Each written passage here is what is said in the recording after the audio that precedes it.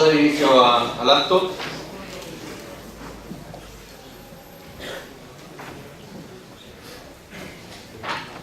Hola, buenas tardes a todos. Las asociaciones de vecinos, ganaderos y labradores afectados por los proyectos de alta tensión en Carreño organizan este acto informativo que lleva por título El Plan Energético y la Alta Tensión en Asturias. En primer lugar, dar las gracias a los presentes por su asistencia y al Ayuntamiento de Carreño y al Teatro Prendes por permitirnos celebrar este acto en estas instalaciones. Quisiera esbozar brevemente cómo hemos llegado hasta aquí. Una vez hecho público los proyectos de alta tensión en Carreño, se han celebrado varias reuniones entre las asociaciones de vecinos, ganaderos y labradores afectados y con los vecinos. Se han presentado más de 3.300 alegaciones de rechazo a estos proyectos, incluido una alegación colectiva de las asociaciones de vecinos. El pasado día 25 de mayo, el Pleno del Ayuntamiento de Carreño, a raíz de una intervención del portavoz de las asociaciones, expresó por unanimidad su rechazo a estos proyectos. El acto de hoy no pretende otra cosa que despertar las conciencias de los ciudadanos acerca del plan energético y la alta tensión en Asturias.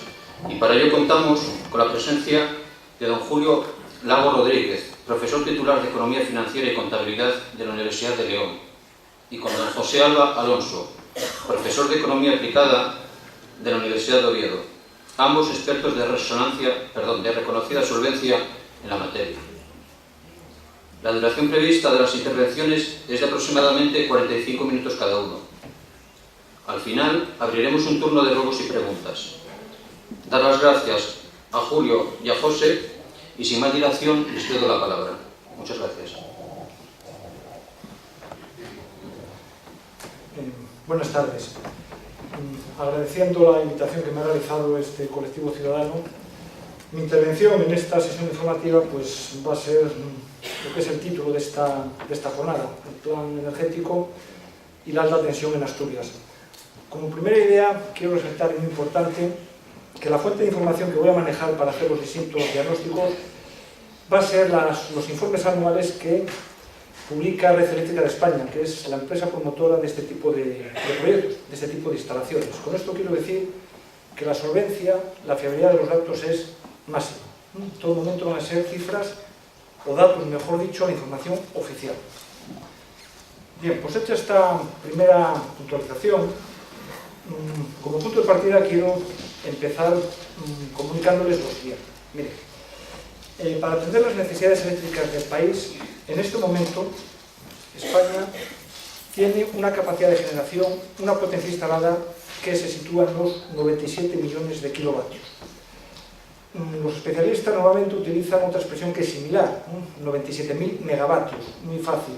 Igual que el kilómetro son 1.000 metros, un megavatio son 1.000 kilovatios. Entonces es indistinto hablar de 97 millones de kilovatios o bien de 97.000 megavatios. Yo me refería a la segunda porque normalmente es la que se emplea, pero ambas son expresiones sinónimas.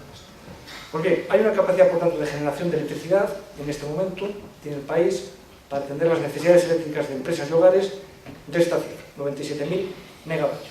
Pues tengan en cuenta que la punta de demanda, el momento del día de mayor consumo instantáneo de electricidad, nunca ha sobrepasado los 46.000 megavatios. Aquí se ve claramente en un primer análisis cómo el contraste entre capacidad de generación y potencia instalada, entre capacidad de generación o potencia instalada y ese consumo instantáneo de electricidad es de prácticamente el doble, 97.000 frente a 46.000, siempre megavatios. A modo de referencia, para que entiendan mejor este aspecto, fíjense, en la historia económica del país, el día que más consumo de electricidad instantáneo hubo fue el 17 de diciembre del año 2007. En aquel momento, las empresas y hogares en España pidieron o reclamaron capacidad de generación por 45.450 megavatios. Por eso digo que nunca se llegó a sobrepasar ese umbral de los 46.000. Pues resulta muy aleccionador ver o conocer cuál fue el comunicado que Red Eléctrica de España, por ser un día histórico en el consumo de kilovatios, hizo público. Es el que yo tengo en mi mano derecha. Este es un documento oficial, emitido por la propia Red Eléctrica de España. Es una línea. Dice Red Eléctrica, afirma: el sistema eléctrico ha funcionado con total normalidad, sin que se haya registrado ningún tipo de incidente. O sea, quiere decir que cuanto más tensionado estuvo el sistema eléctrico, respondió de manera plenamente satisfactoria. En aquel momento, para que se den una idea de cómo pues, hay un buen nivel de capacidad de generación, en 2007, hace 4 años aproximadamente ahora, la potencia instalada, la capacidad de generación era solo de 85.000 megavatios. 4 años después, el país tiene 12.000 más, de 85.000 a 97.000. Pero la punta de demanda, el momento del día de mayor consumo eléctrico, nunca ha sobrepasado el umbral de esos 45.450 que fue en el año 2007. En 2008, 2009, 2010 y 2011 nunca se ha sobrepasado esa cifra de consumo instantáneo. Lo que se ve es que ha crecido la oferta eléctrica, la capacidad de generación, pero la punta de demanda se ha quedado pues anclada en el nivel de hace casi 4 años. Entonces, volviendo al principio, se ve claramente con facilidad de cómo en este momento pues hay una capacidad de generación más que suficiente. Se ve de otra forma mucho más fácil. Miren, los avances tecnológicos de la información permiten hoy conocer en tiempo real cuál es la producción y el consumo eléctrico. Vamos a comprobarlo de manera muy breve. Red Eléctrica tiene una página web donde facilita este tipo de datos. Se lo decía al principio, va a ser siempre la fuente de información. Entonces, ven aquí cómo hay un gráfico que es fácil de entender. Es el consumo eléctrico del día de hoy, 6 de mayo del año 2011. Entonces, la raya horizontal es el tiempo, las horas, y en el eje vertical es la producción y el consumo de electricidad que se está produciendo instante a instante. Esa línea amarilla es la que mide ese consumo y esa producción instantánea de kilovatios. Pues en este momento, que son las 7:10 de la tarde, ahí está, en torno a las 18:50, lo va dando cada 10-15 minutos, pues el país está consumiendo 98, casi 99.000 megavatios. El país tiene capacidad de generación de 97. En este instante no es el momento de mayor consumo, pues está muy sobrado, evidentemente. La punta de demanda del día 6 de mayo es esta de aquí, que se produce a las 13 horas. En ese momento, el país está consumiendo, empresas y hogares, 32.811 megavatios, 32 millones de kilovatios, es igual. La cifra es 97, para que se den una idea, de manera sencilla, cómo hay una holgura, un margen bastante amplio entre oferta y demanda eléctrica.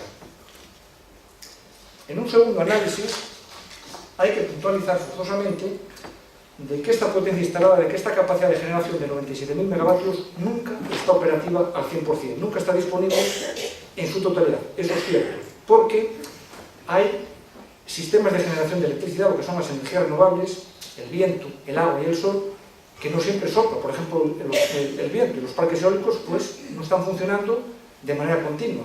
Incluso los paneles solares, pues depende de circunstancias climatológicas para que esas formas de generar kilovatios estén aportando continuamente electricidad. Incluso en otras fuentes de energía más seguras, como pueden ser las centrales nucleares, las centrales térmicas de gas natural, las centrales de carbón, por razones de mantenimiento o por averías puntuales pueden estar fuera de servicio un número de días. Entonces, es cierto que esos 97.000 megavatios, esa capacidad de generación, nunca está operativa al 100%, por las razones que les he comentado anteriormente. Entonces, habría que conocer cuál es o cómo es la seguridad de suministro en estas circunstancias, cuando sabes que tú tienes 97.000 megavatios instalados, pero parte de esos 97.000, por estas circunstancias que les he comentado, averías, razones de mantenimiento, que las energías renovables no aportan porque no sopla el viento, no hace sol, no llueve lo suficiente, ¿cómo queda el consumo eléctrico en esas circunstancias?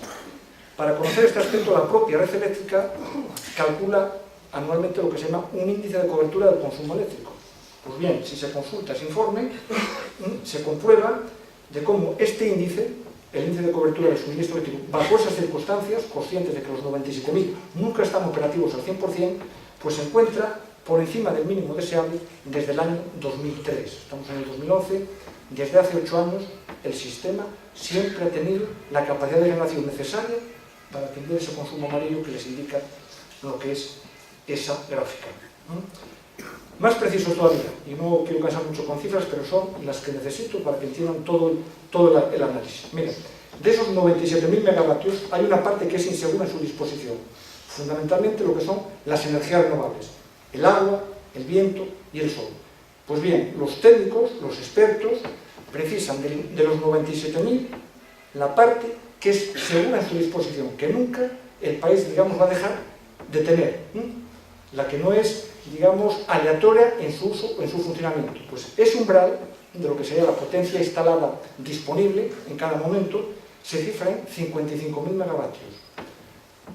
Siempre esa cifra 55.000 queda muy por arriba de los 45.450 que fue la punta de demanda máxima que ha tenido el país desde que existe como tal. Todavía hay una diferencia de 55 a 45.450 de prácticamente 10.000 megavatios. Más fácil todavía, pues si puede quedar dudas de lo que es una buena solvencia, un buen margen de la capacidad de generación del sistema eléctrico español. Fíjense, esos 10.000 megavatios es como tener 10 centrales del tipo de la de Aboño, que está aquí en Gijón, como margen de seguridad. Esta central que está en Aboño tiene una potencia instalada de 916 megavatios. Pues hasta 10.000 es como tener 10 centrales de esa característica, una central grande, que están pues para responder si la punta de demanda pasara por encima de los 45.450. O sea, son datos creo que relativamente fáciles de comprender para entender de que el sistema eléctrico español tiene en este sentido una buena salud. O sea, los datos hablan por sí solos. España tiene capacidad más que suficiente para generar electricidad, la electricidad que necesita el país. Dispone de un amplio margen, de una amplia holgura para atender en todo momento el consumo de empresas y hogares. Bien, queda por tanto claro de que hay suficiente equipamiento eléctrico. Habría ahora que comprobar cómo es o cuál es la situación de las redes de transporte, es decir, las líneas o tendidos que acercan los kilovatios, la electricidad, hacia los puntos de consumo. De nuevo aquí, el diagnóstico más fiable es el que hace la propia Red Eléctrica de España. Dice todos los años una opinión sobre esta calidad y es la que vamos a comprobar. Entramos de nuevo en sus informes anuales.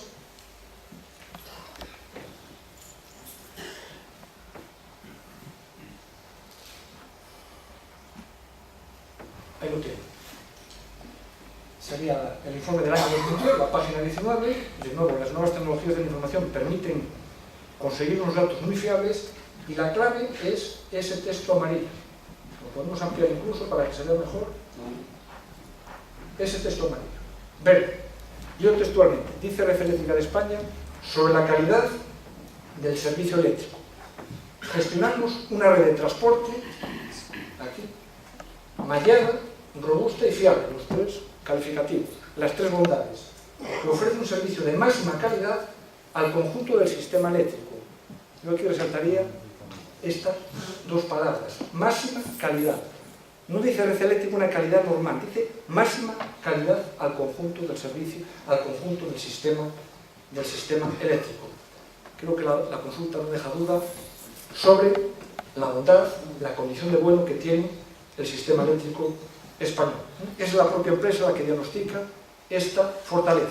En otras palabras, es una red, unos tendidos seguros, con un nivel de calidad y fiabilidad de prácticamente el 100%.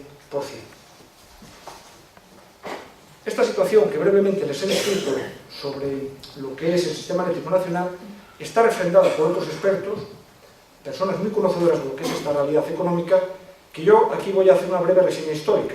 5 personalidades del sector eléctrico que verán cómo confirman lo que les he dicho hace un momento. Mira, sin irme muy atrás en el tiempo, en noviembre del 2007, Honorato López Isla, que es quizá uno de los directivos más respetados en el sector eléctrico, era en aquel momento el máximo dirigente de Unión Fenosa, una empresa que hoy está fusionada con Gas Natural, advierte en aquella fecha del exceso de potencia instalada. Ya veía que esa diferencia que les he comentado antes entre los 97.000 o los 55.000, me es igual, y la punta de demanda, 45.000, pues tenía un margen más que suficiente.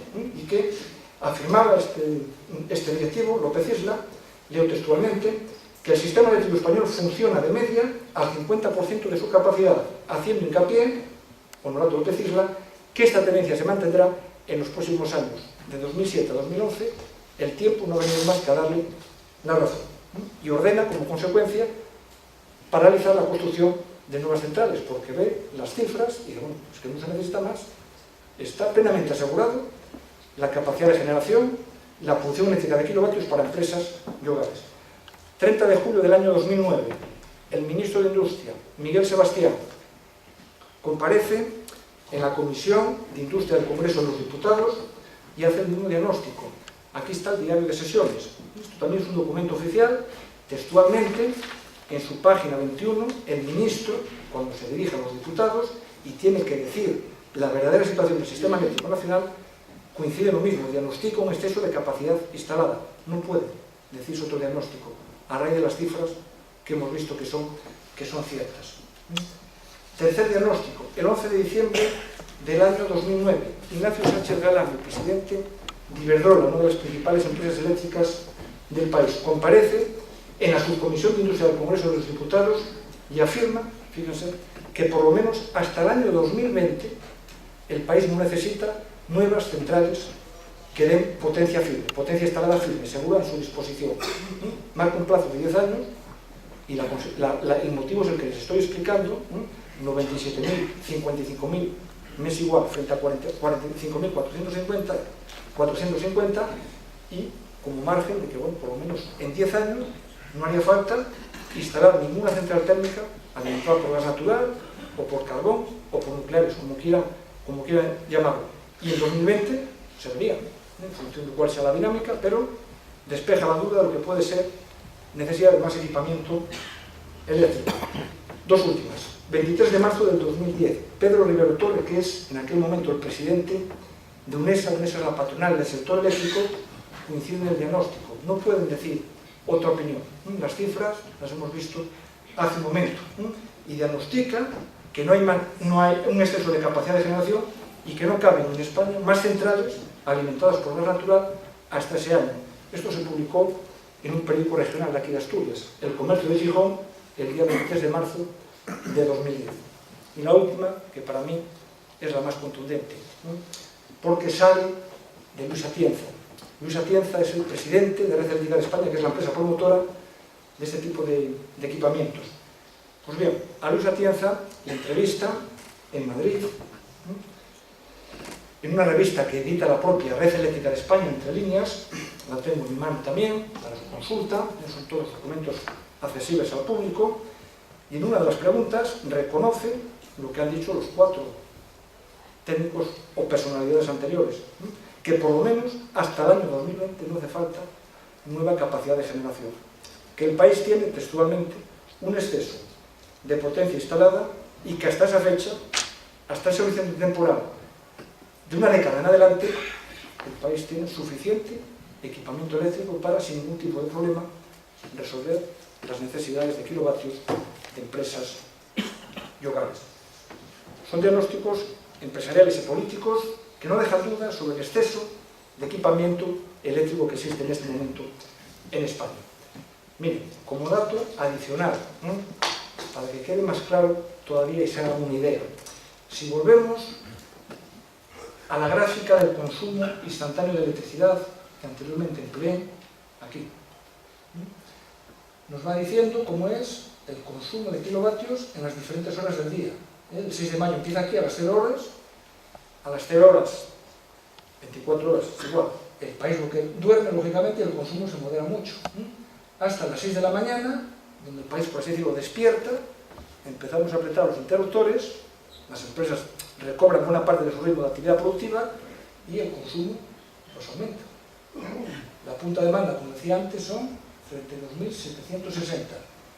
El 45.000 estaría pues más arriba, no lo recoge la tabla, porque tiene una diferencia bastante notable, pero mucho más arriba quedaría el 55.000 y el 97.000, que os decía anteriormente. Ahí está el margen, la holgura suficiente en capacidad de generación para atender el consumo.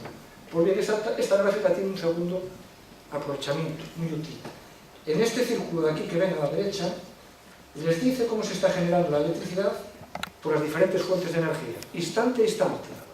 Miren, en este momento, que son las 7 de la tarde, algo más, 7:20, pues la energía nuclear está aportando 4.000 megavatios, 4.033. El carbón, que es el rojo, 3.094. El naranja, que es el gas natural, los ciclos combinados, 4.887. El viento, y está aportando, es un día que sopla, está generando 9.762. El azul es el agua, la hidrolicidad, los embalses, la aportación que hacen de kilovatios, 1.622, y este verde de aquí sería otras fuentes de energía, la energía solar, la biomasa, la cogeneración, pues las diferencias, en 1.274.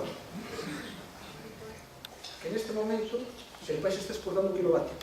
O sea, atendemos nuestras necesidades de electricidad y estamos exportando en torno a 657 megavatios a otros países. Normalmente el intercambio es con Portugal, con Marruecos, con Andorra y con Francia. Es otra evidencia. Si yo me muevo por la línea amarilla, verán cómo el círculo va cambiando. ¿Vale? Se va modificando la aportación de las diferentes fuentes de energía. Azul, violeta nuclear, rojo carbón, naranja gas natural, verde eólicos, azul agua y ese verde más difuso, otras energías renovables, solar, cogeneración, biomasa. Entonces se puede seguir instante a instante por los avances tecnológicos de la comunicación el comportamiento del sistema. Pues para que se haga una idea del exceso que hay de capacidad de generación, miren, el naranja son las centrales de gas natural. En este momento están funcionando a 4.319. El país tiene instalados 25.000 megavatios y se están empleando en este momento solo 4.319. Ahí tienen una idea de las centrales que están paradas, de la capacidad de generación que está ociosa, porque no se necesita. El carbón está funcionando a un nivel de 3.782. Ahora, el país tiene 11.700 megavatios instalados. Pues casi más de 7.000 megavatios de carbón están parados, infrautilizados, sin necesidad de emplearse.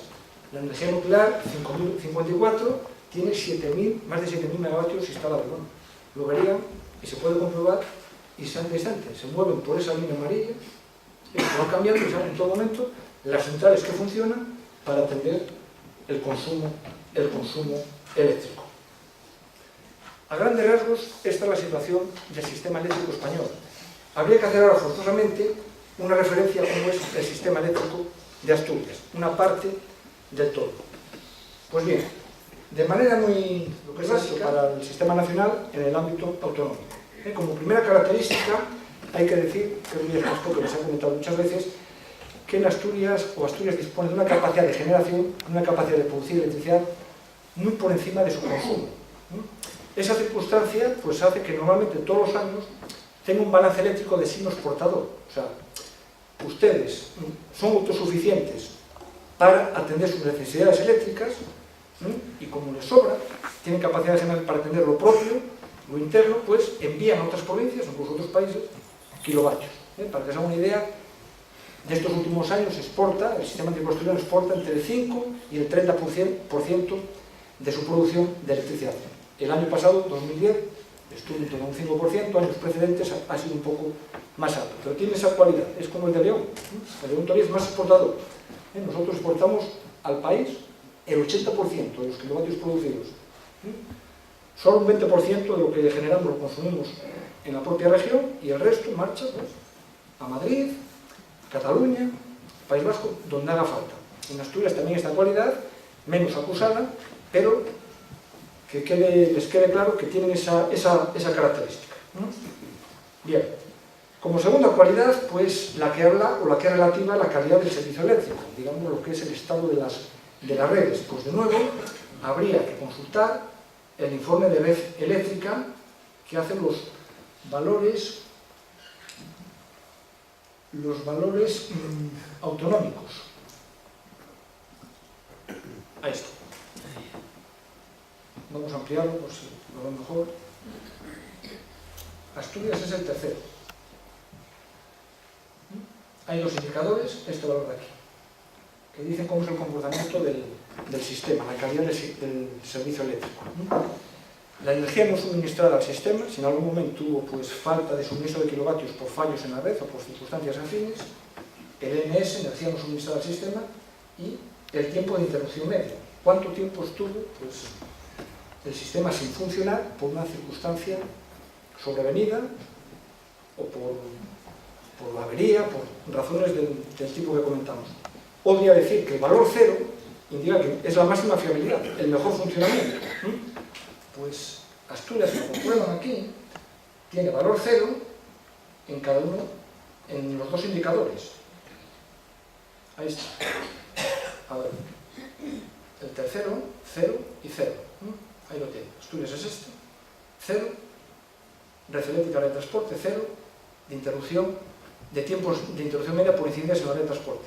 No cabe duda que es un valor, una calidad plenamente satisfactoria. Adicionalmente, hay que destacar otra cualidad que tiene su sistema eléctrico, y es que las grandes centrales de generación, las 4 que en este momento están operativas, Aboño, Narcea, Lada y Sama, están todas interconectadas por líneas de alta tensión, lo cual permite pues, reequilibrar el sistema si hay un fallo en alguna de esas grandes centrales, porque tienen esa característica de estar conectadas por lo que son autopistas energéticas, líneas de alta tensión que permiten transportar gran cantidad de kilovatios. Asimismo, hay que puntualizar que Asturias tiene una red de alta tensión, de líneas de alta tensión, que les permite tanto exportar como importar, si necesitan del resto del sistema, electricidad. Entonces, no cabe duda que por cualquier parámetro que se mire, pues la calidad de buena, la bondad de este sistema eléctrico es plenamente satisfactoria. Para que se hagan una idea, las 6 líneas que les dan esa estabilidad son 3 de 400 kilovoltios, 400.000 voltios es igual, 2 conectan con León y una con Cantabria, y 3 de 220 kilovoltios, una con León y 2 con Cantabria. Fundamentalmente ahí viene la fortaleza que les comentaba anteriormente. E incluso, hay que decirlo, yo hago un seguimiento de este tema, pues se tramita un grado de avance relativamente ya pues relevante, una cuarta autopista energética que conectaría el centro de Asturias a la altura de Grado con lo que es Galicia, con la central de Aspontes, Puentes de García Rodríguez en La Coruña, o sea que todavía vendría a poner mejor lo que de por sí ya es plenamente satisfactorio. Está claro que a la vista de esta dotación de equipamientos energéticos, el suministro eléctrico en Asturias y su interconexión con la red es seguro, o sea, no plantea debilidades o no tiene en principio mayores inconvenientes. Yo citaría como aval de este diagnóstico que les hago, pues la opinión que dijo Antonio González Urquijo, que fue o que es el delegado de Red Eléctrica de España en Cantabria, cuando se inauguró las Ocho Penagos hace escasamente un mes, textualmente recogido en el diario La Voz de Asturias, decía Antonio González Urquijo, hablando de las Ocho Penagos: con esta línea, Asturias tiene la garantía 100% de que la energía va a seguir llegando, tanto a empresas como a hogares. O sea, de esta opinión, hablan los técnicos, hablan los expertos, ese peligro de apagón que se ha anunciado está exagerado, está desproporcionado, o sea, no es muy real. En base a lo que les comento, lo hemos consultado en los indicadores, tanto nacional como autonómico, hay una situación que es buena, no es para decir pues algunas opiniones que creo que se han extralimitado. Bien, más cuestiones que creo que son de interés. Mire, pues bajo este escenario de exceso de capacidad de generación y de una buena calidad del servicio eléctrico, Asturias ha planteado la construcción de más centrales térmicas, fundamentalmente alimentadas por gas natural. Todo ello en un mercado que se caracteriza por su saturación, por su sobrecapacidad. Se ha planteado instalar hasta 5 centrales térmicas alimentadas por este combustible gas natural, que unidos a los parques eólicos que también se programan, llegarían a multiplicar por 2 la actual capacidad de generación que ustedes tienen. O sea, ya era alta, es una bola que suya, su capacidad de producción eléctrica está por encima de su consumo interno, pues si estos planes salen adelante, todavía pondría más de manifiesto esa diferencia entre oferta y demanda eléctrica, por así decirlo. Lo digo con toda honestidad, o sea, no tiene sentido. Desde una óptica económica carece de racionalidad este planteamiento político, y trato de ser lo más aséptico. Yo aquí estoy hablando desde un punto de vista académico, y en el análisis de los datos yo no puedo hacer otra opinión distinta a la que les estoy manifestando, lo digo con el máximo respeto hacia ustedes, pero a la vez con toda la firmeza académica, este planteamiento energético es una mayúscula equivocación, es un mayúsculo error.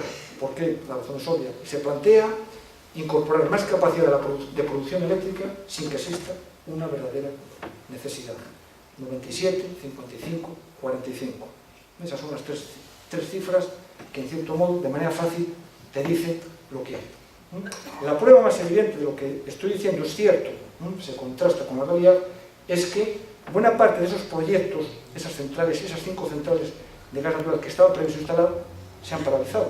La mayoría de ellas están cancelando los avales, que en su momento presentaron en el Ministerio de Industria para poner en marcha estos equipamientos. Lo que hizo Iberdrola, lo que hizo Endesa, lo que hizo Hidroeléctrica del Cantábrico, o incluso alguna empresa eléctrica irlandesa. Eso en este momento ha dado marcha atrás. O sea, no puede ir a un mercado que tiene esta situación de exceso de potencia instalada, recibir esta cantidad adicional de más capacidad de generación. Sería conveniente, de manera muy breve, recordar las enseñanzas de la crisis de la construcción, el empacho de ladrillo que sufre y está sufriendo la economía española y las consecuencias tan nefastas que ha traído a los ciudadanos. Y todo por haber construido viviendas sin una verdadera necesidad, la famosa burbuja inmobiliaria. Pues parece como que en el sector eléctrico se quiere hacer una burbuja del kilovatio, por así decirlo. Y las consecuencias en otro sector económico creo que están a la vista. Incluso en este escenario todo se relaciona. Hay que hacer una referencia obligada a lo que es la planta de regasificación que actualmente se construye en el puerto del Museo, en Gijón. A ver, de entrada, ¿qué es lo que hace una planta de regasificación? De manera fácil, lo siguiente. Miren, el gas natural el país no tiene, lo tienen que comprar a terceros países, lo importa prácticamente al 100%. Fundamentalmente en Argelia, en Nigeria, en Egipto, en Qatar. Entonces, ¿qué es lo que se hace? El gas natural en los países de origen se enfría a menos 160 grados con el fin de transformarlo al estado líquido, con el fin de licuarlo. Con ese proceso, ¿qué es lo que se consigue? Que el gas natural se reduzca en su volumen unas 600 veces. Ocupa o va a ocupar mucho menos sitio en el buque que lo va a trasladar desde los países de origen a un puerto español. O sea, son razones económicas, logísticas, de abaratar el traslado de esa fuente de energía por la que se hace este proceso. Licuarlo, enfriándolo a menos 160 grados, para que ese buque transporte más cantidad de gas natural, y lo que hay que hacer, lógicamente, cuando llega a un país de destino, en el caso nuestro, en un puerto, es devolver al gas natural a su estado primitivo. Del estado líquido, volverlo al estado gaseoso. Eso es lo que hace, básicamente, una planta de regasificación. A ver, sería conveniente conocer, para dar una opinión objetiva, cuál es el grado de utilización de las plantas regasificadoras que en este momento tiene el país. Vamos a comprobarlo de manera sencilla. La fuente de información, Enagas, año 2010, el año más reciente. Siempre, insisto, datos oficiales. Yo estoy siendo la mayoría de las veces portavoz, interlocutor de lo que dicen las empresas promotoras de este tipo de equipamientos. La primera planta, la de Barcelona, está utilizándose al 38% de su capacidad nominal de regasificación. La de Sagunto en Valencia al 63%, más que la de Barcelona, pero con una infrautilización clara, sobre todo la de Barcelona. La de Cartagena en Murcia al 29%, todavía mucho más ociosa que las dos anteriores. La de Huelva al 47%, prácticamente está a la mitad de su potencial. La de Ferrol en La Coruña al 43% y la de Bilbao al 60%.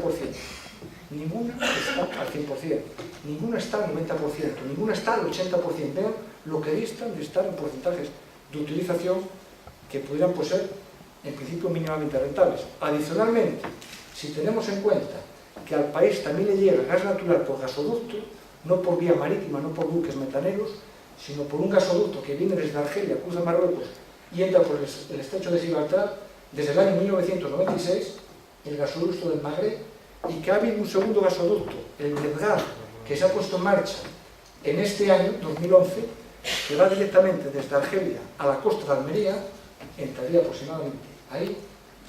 Pues, o sea, piensen qué calidad puede tener otro equipamiento energético, otra planta de regasificación en este contexto. Por eso en este análisis se pone la de Gijón como interrogante, o sea, ¿qué va a regasificar, lo digo también con todos los respetos, la planta del museo en este contexto, cuando es tan ocioso la utilización de las 6 que ya existen? Con un matiz que no se les olvide, este gasoducto último, el Energas, puede él solo traer casi el 25% del gas natural que consume España. No cabe duda que hará todavía mayores esos porcentajes de infrautilización que les estoy comentando. Con otro dato que está a la vista, en el norte cantábrico tienen dos, Ferrol y Bilbao, que están al 43 y al 60, o sea, la de Gijón, que queda en el medio. Las dudas sobre la utilización que puede tener son más que evidentes, al menos desde una óptica económica. Juzguen ustedes mismos, y vuelvo a insistir, si tiene lógica, si tiene racionalidad, si es de sentido común la planificación energética que se hace en España. Poner en marcha una nueva instalación cuando las existentes distan de estar rentabilizadas, yo no digo al 100%, pero creo menos que al 80% o al 75%.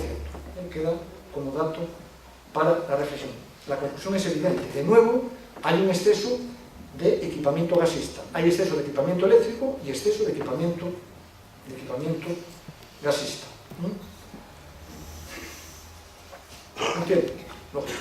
Esto es una auténtica locura. Sin querer exagerar el diagnóstico, pero a la vista está. Y adicionalmente también quiero poner de manifiesto, lo han preguntado otras veces, la repercusión laboral que tiene este tipo de inversiones. Miren, la planta regasificadora de Gijón, que había que considerar el empleo directo siempre, no el empleo que genera la construcción de la misma, que normalmente es alto, pero eso es durante un tiempo, pues la planta regasificadora de Gijón, todas las que hemos puesto en el país, no emplea a más de 100 personas de manera directa. Y una central de gas natural, en el hipotético caso de que tuvieran cabida, emplean entre 40, de manera directa, entre 40 y 60 trabajadores. O sea, no son, estas inversiones son intensivas en capital, pero no tienen una repercusión laboral clara. Hay un desequilibrio muy notorio entre el desembolso que hay que realizar y la ocupación, los puestos de trabajo que genera. No sé, lanzo la pregunta al aire. Si la economía asturiana es para pensar que pueda renacer, coger impulso por este tipo de inversiones, cuando el mercado, por cualquier aspecto, por cualquier lista que lo mire, le sobra capacidad eléctrica, capacidad gasística. Y recuerdo, hasta el 2020, todos los técnicos, todos los expertos han diagnosticado que no se necesita más equipamiento eléctrico. En todo caso, ¿qué es lo que decimos? Sobre todo los economistas o los ingenieros es igual, cualquiera de los dos puede, o cualquier persona que estudia el modelo energético del país, que a partir del 2020 lo que parece lógico es esperar a ese momento, o cerca de ese momento, ver la evolución de oferta y demanda, y si realmente se necesita más equipamiento eléctrico, pues lo lógico es pensar en ubicar las nuevas centrales pues en las zonas del país que en principio son deficitarias en electricidad, que normalmente siempre son las mismas, 5. Madrid, Cataluña, País Vasco, Valencia y Cantabria, que de hecho son las regiones que mayor prosperidad económica tienen. Pues por lógica económica, llegado ese plazo del 2020, si hubiera más necesidad de equipamiento eléctrico, es ahí. En Barcelona tiene una planta de regasificación al 38%, ahí tendrían que ir ubicadas las centrales de gas natural, o en Bilbao, que está al 60%, o en Sagunto al 63%. Incluso desde Bilbao podrían atender el déficit, el desequilibrio entre producción y consumo que tiene Cantabria. En el caso de Asturias es que se planifica en una zona, en una región que tiene más capacidad que su consumo interno, que está entre dos plantas de regasificación infrautilizadas y dentro de un conjunto nacional que tiene ese exceso de capacidad gasista. ¿Con esto qué se consigue? Pues si se ubican esas centrales en los puntos que les he dicho antes, acercar la generación a los puntos del consumo, que es otro aspecto, insisto, que la Red Eléctrica pone siempre de manifiesto cuando hace sus informes. Ahí está la opinión de Victoriano Casajús, es director general de Red Eléctrica de España, en 2008, donde dice que es algo que les estoy comentando, acercar la generación a los puntos del consumo. sobre todo por una razón que es fundamental. A ver, piensen que un tendido de alta tensión tiene una repercusión para el territorio, innegable, ¿no? Ahí está la problemática, que yo es la que más conozco, porque en principio afecta a Asturias y a León, de la línea Sama-Velilla, 400.000 voltios, o línea de alta tensión de 400 kilovoltios. Torres metálicas de 51 metros, el equivalente casi a un edificio de 20 pisos, que se asentaría cada una de las torres cada 400, 500 metros de longitud, de distancia, mejor dicho, a lo largo de 120 kilómetros, 40 en Asturias y 80 serían en León. El cálculo es fácil, ¿eh? Serían más de 200 torres metálicas de la altura que les estoy comentando. Miren, se ve claramente. Intenté hacer una fotografía, no encontré ningún edificio tan alto, ¿no?, que tenga 51 metros de altura. Va a salir uno parecido, no se aleja mucho. Ese edificio, no llegaría, quedaría sería en torno a 48, todavía tendría más altura de la que aparece reflejada en ese edificio, ¿eh? O sea, nadie en su sano juicio puede negar de que 200 torres como de la altura que ven, incluso de la base de lo que aparece en ese edificio, a lo largo de un territorio no tiene una incidencia, una repercusión negativa sobre el mismo. Es una auténtica barbaridad, ¿no? Sin alarmismos infundados o sin riesgo a la exageración, el territorio que soporta la instalación de estas torres eléctricas, bien digo, es un territorio muerto. Sin querer exagerar, pues ese territorio queda crucificado.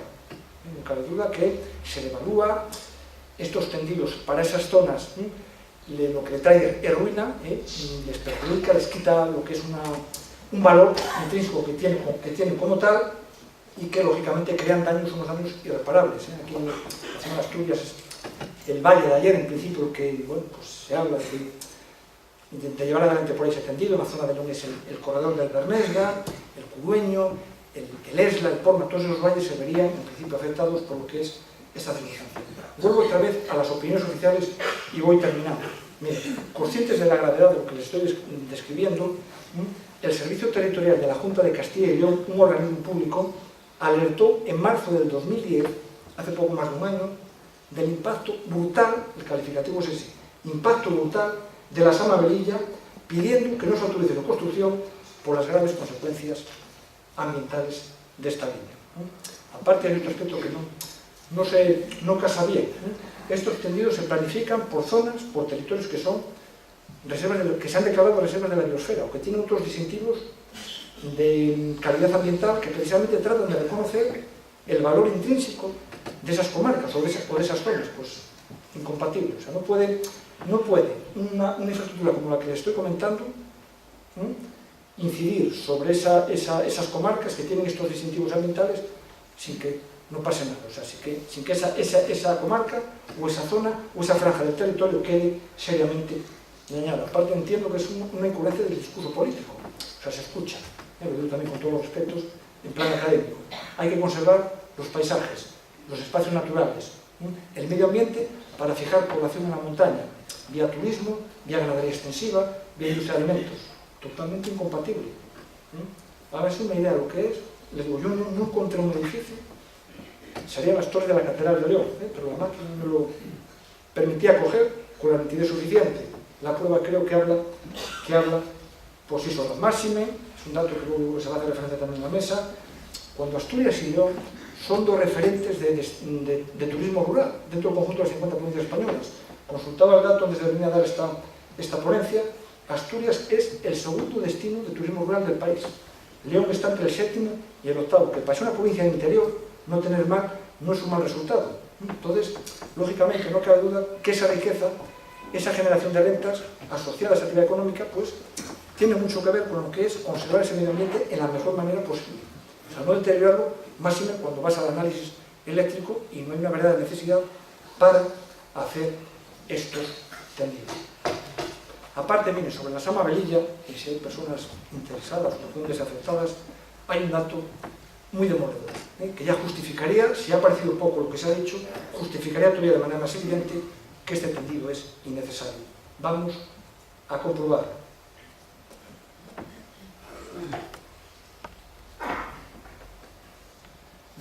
Eléctrica de España, ahí está la red de transporte en lo que se refiere a Asturias.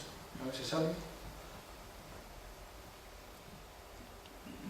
A ver, se puede ampliar un poco más, lo amplío. Ahí, se llega. Mira, no puedo subir así, me deja. Esta línea que viene a trazo, esa es los autopenados, esa línea ya está hecha.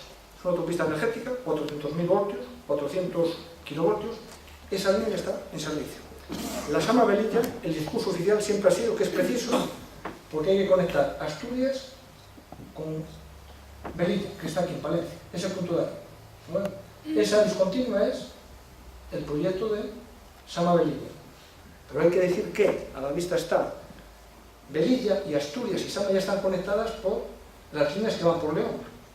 Dos que ya están operativas, ahí está, aquí está la Robla, las que pasan por el puerto de Pajares, llegan a la Robla y salen una línea de alta tensión a Velilla del Río Carrión. Ya hay una conexión. Y ahora, con las Soto Penagos, esto ya es rojo totalmente, pues Asturias está conectada con Velilla por la derecha, está conectada por la izquierda, a través de León, y por la derecha, por las Soto Penagos, que entra en Cantabria, y ya está, con Velilla. O sea, el mallado es perfecto. El mallado indica eso, que llega a un punto la electricidad por más de un sitio. Ya está conseguido. Por eso decimos que Soto Penagos es la Sama Velilla con otro nombre. Ahí está la doble conexión que tiene Velilla del Río Carrión con Asturias, por León, por dos autopistas energéticas. Aquí sale el ramal para Velilla, que ya estaba antes de hacer la Soto Penagos, y la Soto Penagos, este trazo ya es continuo, que por la derecha vuelve otra vez a conectar. Y esta de aquí es la que va hacia Galicia, lo que les decía que está en estado de tramitación, o sea, que sería todavía mejorar lo que es ya bueno. Pero claro, no olviden, estas líneas tienen un coste. La Soto Penagos ha costado 117 millones de euros, y eso sale, ese dinero sale de la tarifa eléctrica, de la factura de la luz que pagamos mensualmente. Hacer lo que sea preciso. O sea, yo soy el primero que quiero tener kilovatios en mi puesto de trabajo o en mi hogar, pero a la vista está, lo que sea superfluo o no necesario es cuando tienes a la vista de los análisis motivos para plantear esa negativa. Dos últimas ideas y concluyo. Mira, sobre Red Eléctrica de España hay que saber un aspecto clave de su funcionamiento. Red Eléctrica de España es una empresa controlada o tutelada por el gobierno. ¿Esto qué implica? De manera muy básica, que todas las inversiones que haga Red Eléctrica de España tienen su rentabilidad asegurada. Todo el capital que invierta Red Eléctrica en hacer líneas de alta tensión, que ese es su negocio, tiene el retorno, la recuperación de esos capitales invertidos asegurados por el gobierno. Lo que se hace es fijar en la tarifa eléctrica, en el precio mensual de la luz, un porcentaje que asegura Red Eléctrica, que el dinero que invierte en las líneas lo recupera con plena solvencia, con plena seguridad. A modo de referencia, es un dato también oficial, la rentabilidad de los accionistas, me pasa a mi compañero José Alba, la mayor facturación ha impulsado el beneficio de Red Eléctrica casi un 24%, que es evidente. De ayer. Cuantas más líneas haga Red Eléctrica, como tiene asegurada esa rentabilidad, pues lógicamente mayor es esa rentabilidad. Es la misma ventaja que tiene la gas, la que hace las plantas regasificadoras. Por eso la de Gijón, bueno, pues si se hace, que están obras, si luego funciona al 30% o 40%, bueno, pues como el Estado le asegura que va a recuperar la inversión que hace en la planta regasificadora, para Enagás no hay ningún problema, porque tiene ese seguro de inversión, ese seguro de vida, casi me atrevería a decir, para que me entiendan. A modo de contraste, ya quisiera la SEA o el Corte Inglés trabajar con esta ventaja, que supieran de antemano que toda la inversión que hacen en los centros comerciales o en la fabricación de automóviles la tienen asegurada por el gobierno. Ese es el contraste que en principio hay que tener presente. Me gustaría concluir diciendo que por todo lo explicado, a ver, lo sensato, y trato de convencer así, lo racional no es perpetuarse en el error. Lo inteligente es rectificar, sin que esa rectificación se tenga que ver como una derrota política. Y como prueba de que no hay que resignarse, aprovecho la ocasión para comentar la recompensa que ha tenido el esfuerzo de oponerse a una línea de alta tensión que se pretendía construir entre Navarra y el País Vasco. El Ministerio de Industria, Boletín Oficial del Estado, que tengo en mi mano, del 12 de noviembre del año 2010, hace escasamente 5 meses, reconoce yo textualmente que debido a problemas medioambientales y de oposición social en la llegada al País Vasco desde Navarra, le pide a Red Eléctrica de España, el ministro de Industria, que abandone ese tendido y que busque alternativas sobre corredores que ya existan. O sea, que no implica abrir otro nuevo trazado. Que si realmente es necesario, que se utilicen pasos, corredores, tendidos que ya están en funcionamiento. Y es, pues en este momento, en lo que están. Esto entiendo que es la prueba de la Sama Velilla, para encontrar razones para oponerse, porque la Soto Penagos hace esa función. En aquel mapa que les, bueno, está ahí, que les puse, pues ahí está ese corredor que ya está hecho, ya conecta la Velilla con Asturias por 2 sitios. Estas 2 por León que ya estaban, y por la derecha la Soto Penagos, que también es línea de alta tensión, la roja, estaría conseguida esa función de mallado, esa función de red. Piensen que no tienen nada perdido, hasta el momento que yo sepa, no hay nada construido, ni de esa línea que yo haya anunciada, ni de otras a las que me he referido anteriormente. Sí les digo, convencido, los datos están sobre la mesa, de que la razón y la verdad, en cierto modo, están de su lado. Desde esta tribuna les animo a que defiendan su territorio de estas mayúsculas agresiones. ¿Por qué? Porque si se oponen, están tratando de que triunfe la razón, el sentido común, la racionalidad y la cordura. Muchas gracias.